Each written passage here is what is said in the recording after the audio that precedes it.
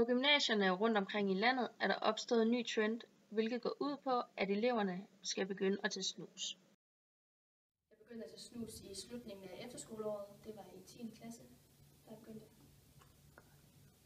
Jeg blev introduceret for snus af en masse af mine venner. Der var rigtig mange af mine drengevenner, der tog det, og så prøvede jeg det til en fest, og så stort set alle mine venner tager snus. Jeg kender snart ikke nogen, der næsten ikke gør. Kender du til konsekvenserne ved at tage snus?